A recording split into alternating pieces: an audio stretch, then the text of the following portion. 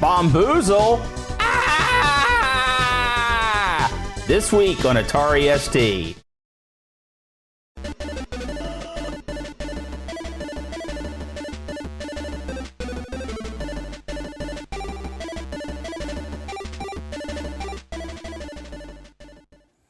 I gotta stop letting you read this opening. Hello, everyone.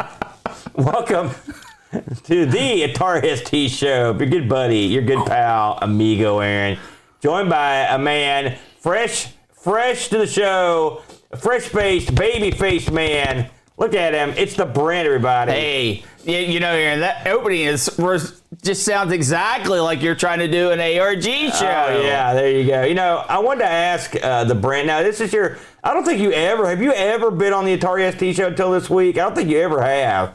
And I'll tell you why I think that. It's because the various messages you sent me going, how do I make these work? No, I have definitely played stuff on the ST before, and the emulator on those things are always trash. No, this was, I thought the one you sent me was actually really good. One. So, you know, of course, for those people that haven't heard, our good buddy, our good pal John Bodekar has had to kind of vacate the show here, and the reason is John has taken on some extra responsibilities, including him and his wife opened a brand new restaurant called Thai Fusion. Plug.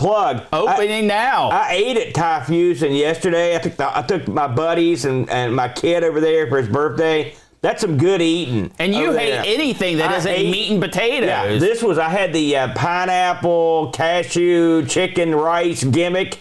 I'm pretty sure that's how they put it on the menu. Let me tell you something. This was some good food. So if you live anywhere, say 500 miles of Barboursville, West Virginia, stop what you're doing, quit your job, drive to Thai Fusion and check this place out. It's great. Thai Fusion in Barboursville. And the decor, the atmosphere. The restaurant looked wonderful. Yeah, they've got a sushi and all sorts of stuff. It was great. Yeah, that's what I'm looking forward to. Boat sent me a picture of him doing 5 hours of dishes in the night. Yeah. And then Boat's also taken up a additional responsibility in his church. He's going to, in fact, right now he's at the Monkey and Retreat out in Ohio, but he's going to be training to become a deacon, I believe it is.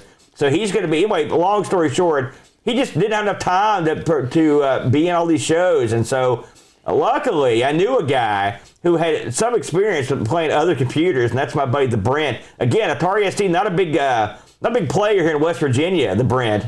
Well, you know, we have people that had the older Ataris, and it's a night and day. It really is. And hopefully at some point, maybe down the line, because eventually we're going to run out of ST stuff. I hope we just kind of spill right on over into some other Atari computers. Well, the ST, it does have a pretty large library of goodies. Oh yeah, I'm talking years and years down the line. The funny thing about it is when the gears just keep grinding together. Every sister gonna hit the wall. But the interesting thing about the Atari ST is, for me, and it's always been like this, it's the least of all the major computers. It's the one I really played the least. Absolutely. I played way more like Spectrum, even more Amstrad than I've played. I mean, me and you probably played more Oric before we played Atari ST. And so as I've been on the show, I like being exposed to stuff. I mean, this is the one show I've got no idea what's happening. Yeah, and every week or every month it's always something different. And so that makes it more fun for me now that I've got an ST to kind of fiddle around with and learn. You know, I would say is the ST the most elegant computer machine? No, but I mean, we did a show one time, Amiga versus Atari ST, and when we both studied up on it, the ST is underserved when it comes to respect. Put on Daplin's name because of what they brought to the table, which was an incredible experience at a reasonable price, which is something the Amiga couldn't do early on. It was the price difference was unbelievable. Yeah, and so you learn to respect that a little more when you understand the backstory behind what was happening in the 80s. That's something lost in a modern audience who didn't grow up with this stuff. They don't think about, how much did it cost and what could it do compared to cost effectiveness and how much software was available. It's something else early on. The Atari ST had a lot more software than the Amiga. So And of course, I love the Amiga too, but I've learned to respect the Atari ST because of what they brought to the table. Well, and in the modern setting, even the emulation for the ST, the one you sent me is actually not one I had checked out before. Yeah. It's lackluster. I really feel it's lackluster. I feel like they could add a lot of polish to it and make it a smoother experience. Now, the one you sent me, I believe, was Atari. Something like that. Yeah. Much better, better than what I had looked at previously. It's also still under development. It was very impressive. Of course, it played this game flawlessly. I played on the Mister too. Yeah. Now, let me ask you, Brent, since you're mostly new to the ST, what did you expect out of this machine? I mean, did you expect something comparable to, say, the Amiga? No, I mean, because like we talked about previously, I have some experience with the ST. Yeah. I have a lot more experience with the 400, the 800 series of stuff, but the 8 bits. Yeah. And so going from that, I was expecting a little bit better, but it's actually a significant shift. It's a significant jump better than things at the 800, the 400, and the 800. God, yeah. But because of that, this being my first deep dive, my first real big meaty look at one game on the ST, it kind of got my critique wheels spinning, and I've got a lot to say about this. We're lucky this week because this is a game that you had actually experienced on another machine, which is neat. And we'll get into that. We might as well just go ahead and break into it, Brent, and move on to talk about Bombuzal.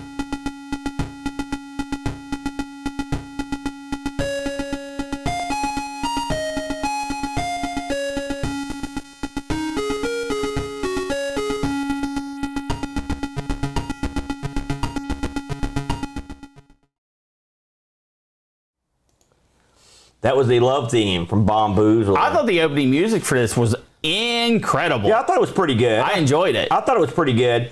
So this is an interesting game. Of course we're doing a puzzle game this week, Bombuzal. Now, you had played this previously. I had not. I'd never heard of this game. I never played the game. Just to get into the basic information on this game. This was released on the ST in '88 and developed by an outfit called I'm going to botch the way you pronounce this. The Wyvern, the old, it's the D&D monster, W-Y-V-E-R. The Wyvern? I don't think you pronounced the W in there. And it was published by ImageWorks, which of course we know them quite well. And this is a game that has a lot of heavyweights sort of that contributed to it in terms of people that contributed levels to it. It was programmed by a fellow named Ross Goodley. He only had one other programming credit on the ST that I could find, which was Gravity. But he has done a ton of stuff, including a game called Sackboy on the PS5, so he's still out there cooking. He did Worms World Party on the GBA, and he also did Centurions on the ZX Spectrum and Blagger on the BBC Micro. So he's been all over the map. The graphics on this were done by Anthony Crowther. This guy's been on everything. Yeah. And a huge long list of stuff. But he also worked on the Amiga version of Bombuzal. So he did the graphics on that one, which, again, that's not that uncommon. The game designer was a guy named David Bishop. This is another guy these guys have all done a ton. He was responsible for Overlord, Wonderland, Global Gladiators, which we were talking about earlier on the Amiga. He was involved in that. He's just done tons and tons of stuff. Music on this that you enjoyed was done by Ross Goodley as well. Again, this was a game that got a few ports over the years. Of course, there's the Amiga port, a C64 port, a DOS port, and hilariously, and we'll talk about this a little bit more later, a Super Nintendo port of this game, which that right there really, really, really surprised me, Brent. So, what is Bombuzal? Well, it comes up pretty simply as it's not like what I would call option filled. This game comes up and gives you the option of how to control the character, one or two players, and the two separate controls, and you also can have 2 and 3D versions of this game, which we'll get into that here in a second. 3 separate controls. Right, yeah. Even though if you played this game with a mouse, you are insane. Well, I tried to play it with a mouse. No. Ironically, that was the very first thing I attempted to do. So, what is this game? Well, you play. I assume your cat's name is Bombuzal. Let's talk about the character you play before you actually talk about what he does.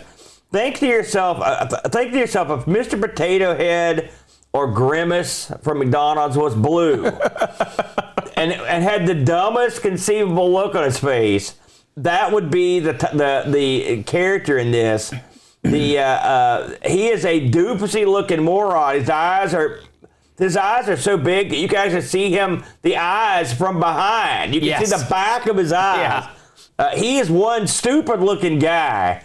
And another one of the legendary. With a big old smile. Listen, this is another one. And I'm gonna set this guy alongside the legendary Amiga mascots. It's good to see Atari's getting in on the action here with the dopey. I guess they thought, let's make the goofiest, wackiest guy we could think of to do this. What were your thoughts on the character here? Well, Aaron, I love in the instruction booklet. This is quoting from the instruction booklet of the ST. Yeah. The whole reason for your existence is to blow up bombs. So that's I mean, when that is your life, I guess you are going to have a permanently surprised expression affixed to your face. There's no doubt why his eyes are this big. Yeah. So, yeah. He's wide-eyed, buck-toothed idiot. Yeah. That looks like a blue potato. Thankfully, though, he is functional. You never have to question which way he's facing. You never have to question because it's That's never a problem. Yeah, in 2D, the viewpoint you can always tell which way he's facing, and in isometric, which I played probably a little bit more of, but I played a lot of both. It does help his form, his design. You never have to question, is he looking the right way? Is he walking the right way? What step did I just come from? Yeah. Which is important in the game. Yeah, absolutely. Especially in the 3D mode in particular, you really need to have an idea of where. And you're right. As dumb as he is, that you really knowing what direction he's facing is important. And so this does make it easy. So as Brent mentioned the docs, this guy lives to explode bombs. That's it. Which is that's a sad life. That's the whole reason for his existence, Aaron. And so. This game is a puzzle game, and the goal of this game is split the levels. I believe that there are 130 levels here.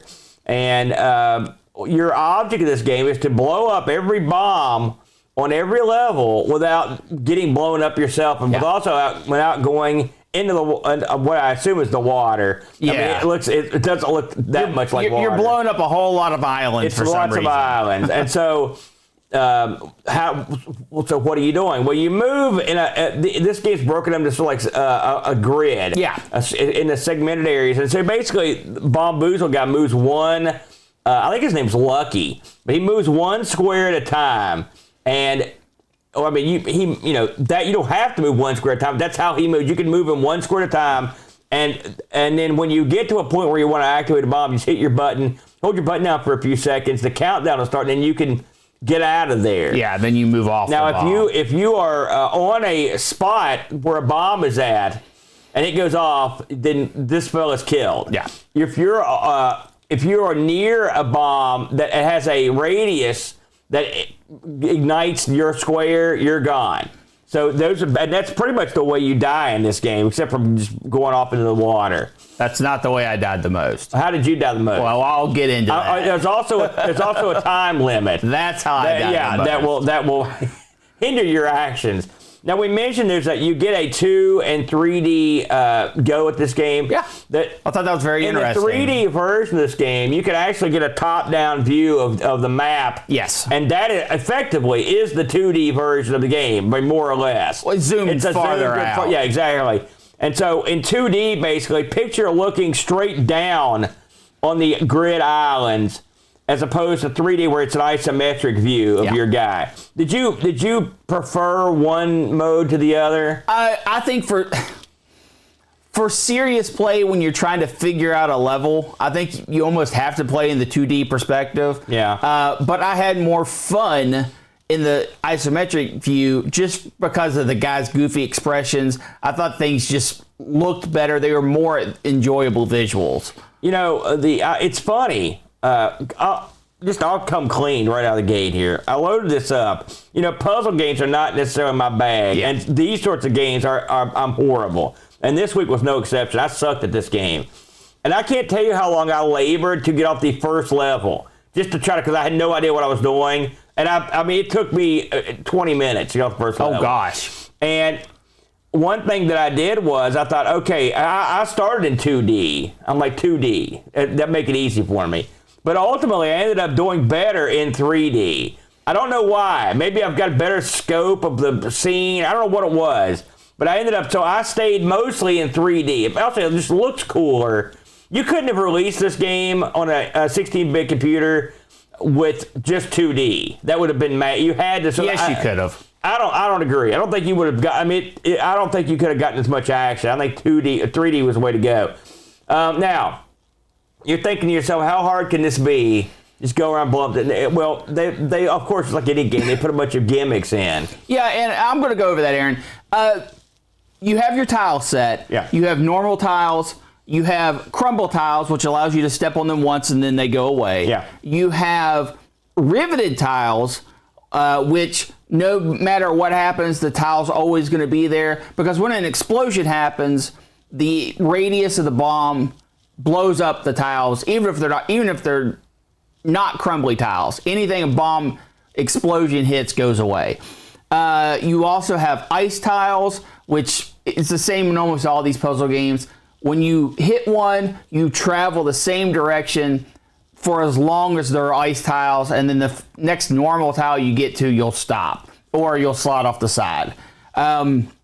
You have like tube tunnels, which this allows you to pick up a bomb and basically drag it into a new position along the same tunnel area. They're like rails. Yeah. And that is, of course, used to solve different puzzles. Yeah. No, I didn't even mention how I did when it got... Because you could skip around in this, and I did, and I was like, oh my God, that was really bad one. The next thing you have to worry about is there's 3 different types of bombs. You've got your single square bombs that will blow up the square they're on. You have landmines that when you step on them, they explode, so you have to destroy them with other bombs. Then you've got large bombs, and these bombs blow up 4 segments in each direction, up and down, left and right. But if you trigger a small bomb to blow up the big bomb, the blast radius doesn't come back to the explosion. And that's where all of the puzzle aspects of this really lie. Control-wise, Aaron, it took me a second to figure out what they wanted. Yeah. This is weird. This is a 1-button game. To blow up a bomb, you hold the button, the countdown appears, gets to 1, you jump off the tile, it blows up. To pick up and move a bomb, though, it's a tap.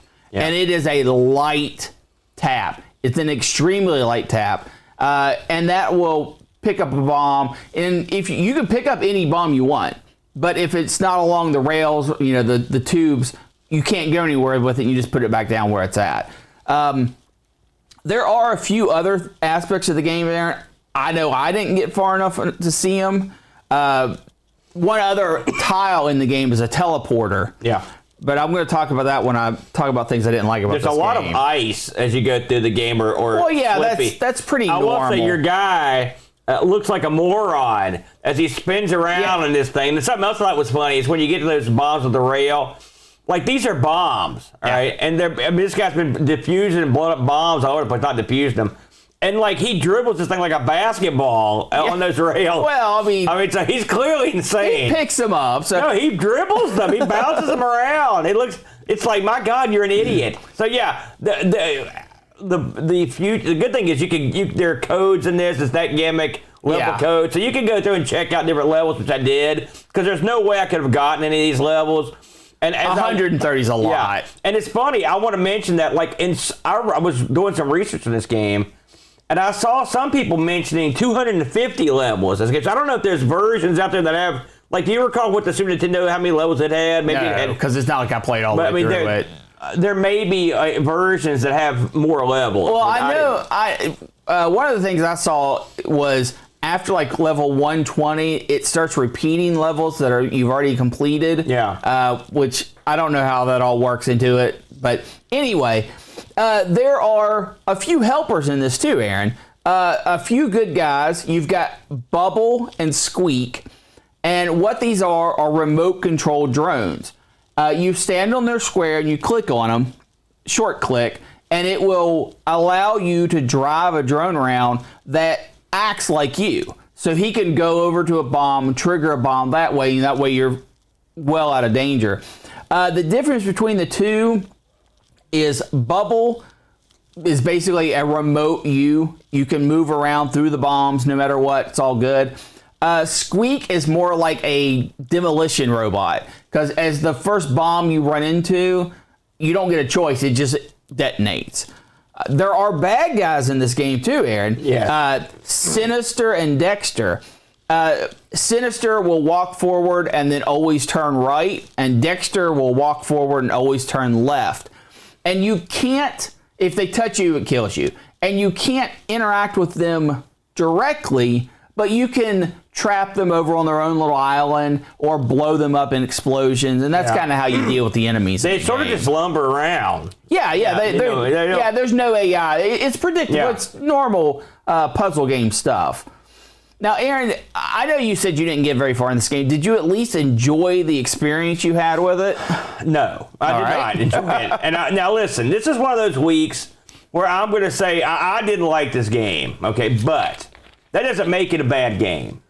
I find games like this frustrating due to my dumbness, and I don't know if I just don't have the right brain makeup to play a game like this. It's at first I really hated it, but then I learned to appreciate what they brought to the table. It isn't a different sort of title, than puzzle wise. It was unusual. I mean, the concept of it is pretty simple. But here's one of the things that probably made it a little bit better than it could have been. They had like an all-star team of guys making levels for Get this, Brent. Amongst the people they had making levels was John Rittman, Andrew Braybook, Jeff Crammon, and Jeff Minter made a level, and his level even has a llama involved in it. So yeah, that's his bag. Yeah. But I mean, you've got some real standout guys there that they had working on this. I read that there's one level that is a giant Zap, like Zap magazine is the initials or something like that on there. I didn't see that level, but that one was done by Gary Liddon Gary Penn.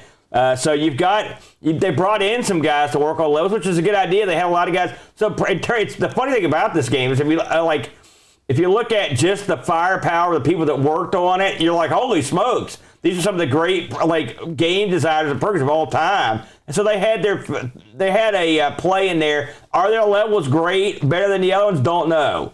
Because I was not good at the most basic levels that like a schmuck probably program about it. So I just didn't have the acumen to be good at the game. Well, and they actually used that all these people made levels for the game. They use that as a selling point. Yeah, I saw it in the box. Even on the back of the box, they mention it. They don't go into the names, but it says, can you defeat the great British developers and programmers? Yeah. So that's smart. That's smart marketing. That's good marketing. Oh yeah. So you didn't have, even when you realized what was going on. Yeah, I went through it. I wanted to see some of the levels. Not all the levels. Too many. And I labored through. I think probably I got just as B getting through it. I think I got to level. Oh, we're not going to make you say 7 or 8. No, I'll say it. And I'm not sure I got that far. Maybe 6. the chain reaction thing, and it's funny when you see it happen. It's pretty interesting. When I watch walkthroughs of this, I thought, that's pretty neat what they've got going on here. And it's a real thinker, this one, which is unlike me, which I'm not a real thinker. Well, and they do some cute gimmicks. For example, levels after they explode and you detonate all the bombs, because you pretty much have to do it the way the programmers wanted you to do it. Yeah. There's no real free form or thought process that you can do. But some of the levels, when you complete them, the remaining land tiles will be Japanese characters or spell out something. Yeah. Which that's cute. That's a nice little touch. I thought you hated that stuff. Well, no, it's okay when the end result is fine. It's when you make a big letter A as your level. No, that's no good. That's garbage. So here's my problem with the game. Right. I like puzzle games. Yeah. I like sitting down, thinking. Sometimes when I get frustrated, I break down into trial and error. But I don't like to start that way. I like to say, okay, if I do this, that's going to happen. And Adventures of Lolo is one of my all-time favorite puzzle games. And it's the same grid-based, move your characters around, interact with the environment. It's far more detailed than this. There's far more things going on. But from the beginning, I felt like I was a little bit at home on this. And it was just barely into the game when I said, this is going to be a problem. And there's two major problems with this game. All right. Problem number one, if you stay on a tile for too long, the game just kills you. Just if you do not move, and it's a short amount of time, it's like 3 or 4 seconds, the game will just summon an unavoidable wind, blows you off the level, and you die. Okay? That's a problem in a puzzle game. Yeah. Problem number two. So you think, okay, well, I can overcome that. I'll just wiggle back and forth while I'm looking at something. No, you can't. The time limits on these levels are so stupidly short that it is frustrating. Yes, you can play the level over and over and over and over and over. When you die, there's no getting back to the level. You can continue right where you left off. You have lives as well. But I never felt comfortable looking at a level, trying to get a game plan together. That's a huge turnoff for me. Huge turnoff. And even when I did have enough time, even when I said, okay, this is my plan, this is what I want to do. This was a level where I was moving bombs around. Like, I want to see if this works. Because it had a row of bombs on one side and a couple of bombs on the other side, and you could basically move anything anywhere you wanted. So I said, okay, I'm going to try this. There was not enough time for me to move the bombs in an incorrect manner to even get to the setup to find out I was incorrect. You can't do that in a puzzle game. You cannot do it. And I was thinking, man, I do not remember having this much problem when I played this previously. Now, this isn't like a stick in your brain kind of game, right? I played it on the the Famicom years and years and years ago, and I just remember that. So I actually went and I found footage from the Super Nintendo version, and I put it right next to the ST version. And I said, I see the problem. In the ST version, the timer moves twice as fast, counts down twice as fast, and is less time than the Super Nintendo version. So I think, and I could be wrong, but I think they realized that the time segments on this were too short and extended them for the console versions. And I think because of that, it probably was a better game. You know, just because you brought it up here, I've got a little port comparison here showing both games. There wasn't and graphically, there's not a mile of difference between the two. Graphically, Of course, the release on the SNES is they called the game Kablooey, which actually, that might be a better name. It's called like them both. It's This was a real early. Was this? I think this might have been like one of the launch titles on the SNES. It was a real early title. It was early, but I don't recall. I played it way after the fact. Kablooey is, I mean, they didn't reinvent the wheel here. They pretty much brought the same game. But you are right. You can tell by looking at the timers are different. The timers, I'll tell you, I'm going to shed some light on this timer situation. Okay. Especially when I thought it was an emulation problem. No, but I looked into it. When you consider the men that made Lois and whatnot, the philosophy of puzzle games in Europe and the UK. Or games in general, the difficulty levels of the games are, they're very memorize-y. I mean, they're the kind of things. So what you're expected to do, I think, in this game is to go through and keep failing over and over, a la, say, your Manic Miner, for example. And then the way you're going to get past these levels is to memorize every aspect of the level. Oh, you're probably right. And so, well, I mean, that's because I've played so many of these, and they often have these really tight restrictions that don't allow for anything. So what does it do? Increases the difficulty of the game, increases the amount of time you're going to play the game. And that's no, it didn't. Well, that's the theory behind it, and so I have a feeling that when they brought this over to the Super Nintendo, someone was like, "This is not the way we generally do a console game. We need a little more leeway in a game like this." And so that probably was why they adjusted. I have not played this on Super Nintendo. Aside from the timer, how much of a difference was there? I mean, he's taller. The character is taller and a little slimmer. They've got the game. It's set up on the ST. You've got all your information on the right hand side of the screen, and the square the gameplay area is sort of a box. Whereas on the Super Nintendo, they've got all the information at the bottom of the screen, and so you've got more of like a rectangle to play in. So it seems like you get a little more. The way they've got it done on the Super Nintendo, you get a little more action on the in terms of the field of view on the Super Nintendo version. But I mean, in terms of gameplay, so did they do anything with the extra buttons? Do you remember anything like that? No, I don't remember it that well. I was assuming that they moved the rail button separate from the... Probably. Yeah. The extra problem, and I didn't actually get far enough into the game because I think it starts at like level 35 where this is an issue, is the levels become so large that you have to scroll the screen. You have to start scrolling the screen. And apparently some of the levels in the 80s and the 90s are so huge, they take minutes to traverse. So you've got that overhead view you can bring out. Even the overhead view can't fit the whole map on there. Oh, wow. And the problem is when your character moves, you have to get to an extreme side of the screen before the map actually scrolls on the isometric view. It's a little bit better with the 2D view, but not a ton better. And boy, talk about adding frustration to the nines.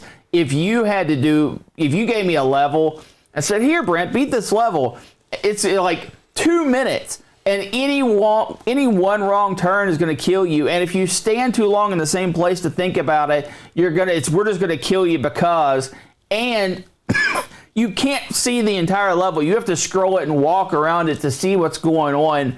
And if you do that, you're not going to have enough time to complete the level. No.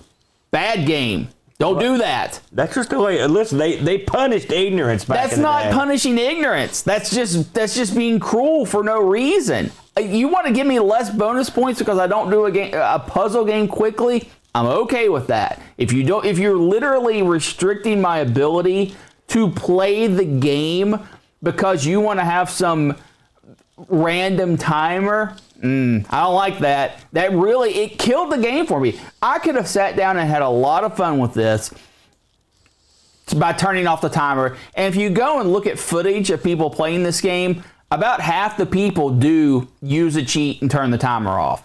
But it is not an option, at least that I'm aware of, inside the game itself. I wanted to mention, and it's funny because I read this, and Dave Vosser also pointed it out. This game was actually part of a very very crazy pack that you could get that came with the bundled with the STE, I think it was.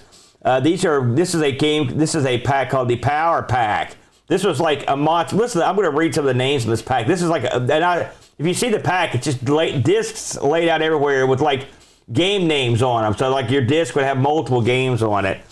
The Power Pack included Afterburner, Black Lamp, Bomb Jack, Bombuzal, Double Dragon, Eliminator, Gauntlet 2, Nebulous, Outrun, Overlander, Pac-Mania, Predator, R-Type, Space Harrier. It goes on and on. This was a huge pack. This is like sort of a very famous pack. We've actually played some of the stuff out of this pack. I don't think me and Boat really ever got into it too much. So this was numbered amongst this huge pack of games. I'd love to be the guy to get those when they came out. Yeah. In terms of how this game reviewed, Brent, it actually didn't do too bad. Oh yeah, I mean, look at all the stuff it got ported to. Atari ST user gave this a 90. Retro Archives a 78. Power Play 76. CBG gave it a 74. The One gave it a 60, and ASM gave it a 58. So it ranged across the board. Yeah, that's a lot of scale. We did get one review here from our good buddy Pajako, who writes, "I've played this before on the Amiga, and the ST is pretty much identical," which that was my that's they're what real I noticed close. as well. That happens a lot. I'm not a fan of this game. Why? Well, one is time limits. The whole game is pretty much learn by failing, and time limits do not help. Yeah, sure, give me a time bonus for completing the level quickly, but don't punish me for not completing it in the time limit. New elements are introduced pretty quickly without any real concept of what they do. Okay, bigger bombs. Are they 2 squares or 3 square radius explosions? Who knows? And lastly, the game's biggest flaw is that you trigger an explosion. You can walk exactly 1 square when the bomb explodes, and you can't move. Yeah. But the timer keeps going down. Yes. If you set off a large chain reaction, that the timer can click down a lot while you have to wait to move again onto a teleporter or sliding ice floor steps on that square, and then teleports you after the explosions. So the game mechanics change context depending on if the explosions are happening or not. Is that something you noticed as well? That is true, but at least they're consistent. For an example, if you trigger a bomb, step into a teleporter, you are going to disappear from the screen. All the bombs are going to go off, and then you are going to reappear on an unmarked teleport square. It's not random, but it doesn't tell you where the teleporter is taking you. That's really bad too. But it's consistent. Once you understand how it's going to flow, it is consistent. For another example, if you trigger a bomb and then step onto ice, you'd expect to keep sliding as the explosions are going off or before the explosions go off. No, you actually detonate the bomb, step on the ice, all the bombs go off, and then you slide to the end of the ice. It's not the way I would have done it, but at least they are consistent in what they do. To finish up Jaco's review, once you get used to the mechanics, it's not awful. It just doesn't fit well together. There you go. You are way better off playing this game in top-down 2D mode than 3D. Runs a little faster. You get to see more of the map. A fantastic concept that is let down by its execution.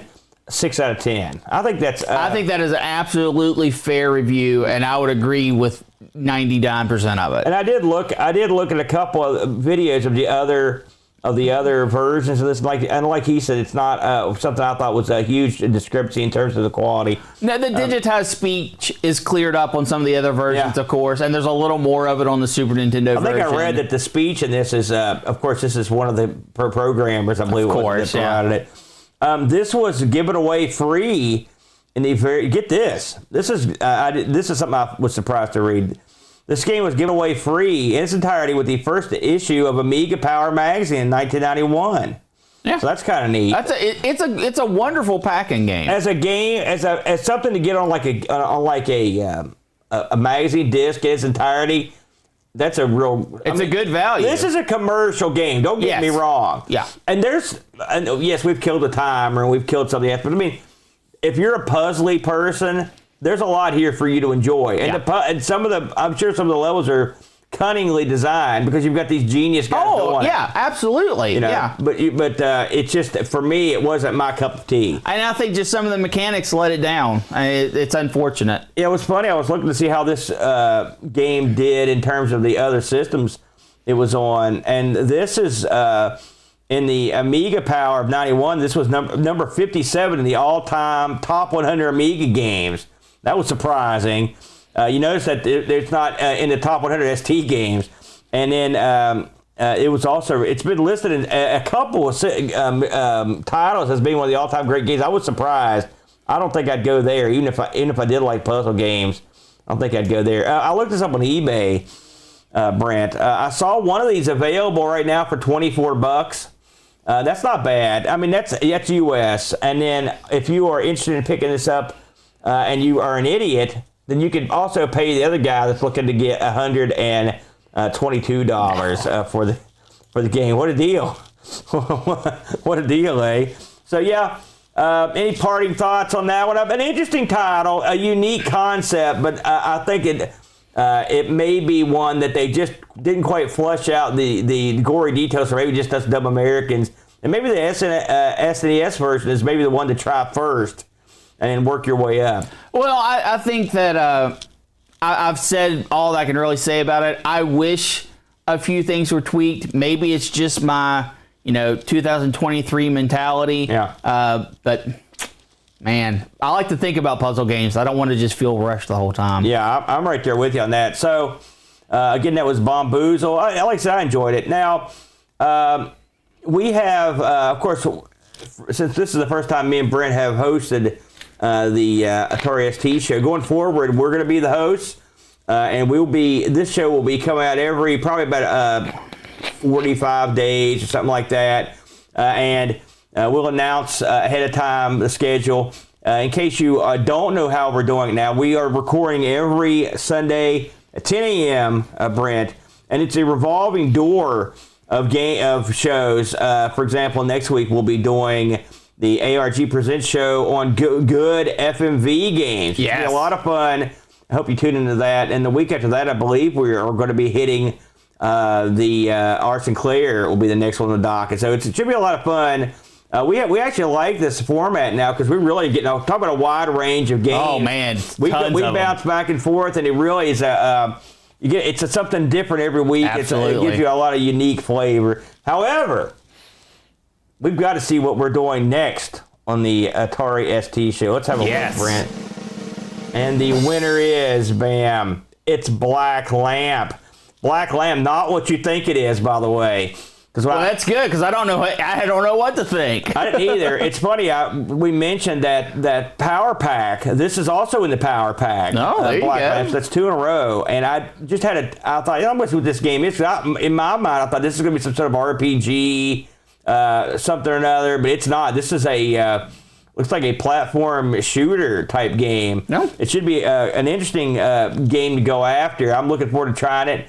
And we'll be getting into that here in another month and a half or so. So, again, thanks for everybody for tuning in and checking us out. I hope you had a good time, and we will look forward to seeing you again for the next Atari ST Show. And please, if you can, join us next week for ARG Presents, where we look at FMV games. Thanks a lot, everybody. The Atari ST Show is made possible by contributions from listeners like you. Patreon supporters help choose the games we play, receive exclusive magnets, and get access to the Amigos Retrogaming Discord server. Visit patreon.com/Atari ST Show if you'd like to support the show and join our community.